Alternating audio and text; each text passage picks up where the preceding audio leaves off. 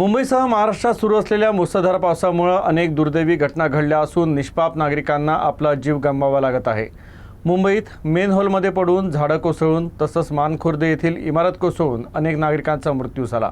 मुंबईत गेल्या 2 दिवसात 12 जणांचा जीव गेलाय। पावसाळ्यापूर्वी धोकादायक इमारतींचं सर्वेक्षण, झाडांची छाटणी, मेन हॉलची सुरक्षितता, आपत्कालीन नियोजन प्रभावी झालं असतं तर अनेक नागरिकांचे प्राण वाचले असते, अशी आक्रमक भूमिका काँग्रेस विधिमंडळ नेते विजय वडेट्टीवार यांनी सभागृहात मांडली। विशेषतः मुंबईमध्ये कालपर्यंत अध्यक्ष महोदय 12 लोकांचा जीव गेला, 13 लोकांचा, यामध्ये मॅनहोलमध्ये पडून 2 लोकांचा, झाडाच्या खाली चिरडून 3 लोकांचा जीव गेला, बिल्डिंग कोलॅप्स झाली तिथे 6 लोकांचा जीव गेला। आणि आता माझी एवढीच विनंती आहे की आजच्या कामकाजाच्या पूर्वी सरकारने एक निवेदन केलं पाहिजे की हा फक्त दुर्घटनेचा विषय नाही, हा महानगरपालिकेच्या जबाबदारीचा पण विषय आहे। महानगरपालिकेची काय जबाबदारी आहे की एवढ्या मोठ्या प्रमाणामध्ये मनुष्य आणि लोकांचा जीव जातो आहे, मॅनहोल स्वतः उघडे पडलेत आणि त्यामध्ये ही कुणावर तरी जबाबदारी अध्यक्ष महोदय दिली पाहिजेत, कुणावर तरी जबाबदारी फिक्स केली पाहिजेत।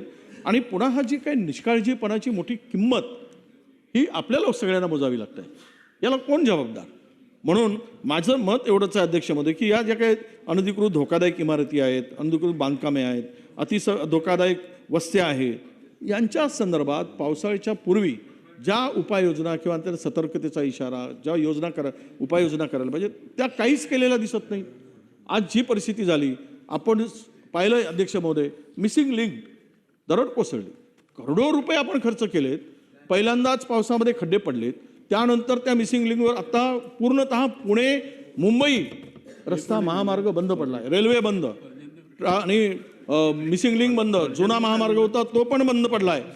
आणि ही जी दुरावस्था झाली, खरं म्हणजे या सगळ्यासाठी सरकार म्हणून आपण निवेदन करून वस्तुस्थिती लोकांच्या पुढे यावी आणि त्यामध्ये अध्यक्ष महोदय या सगळ्या घटनेची चौकशीची घोषणा सरकारनं करावी।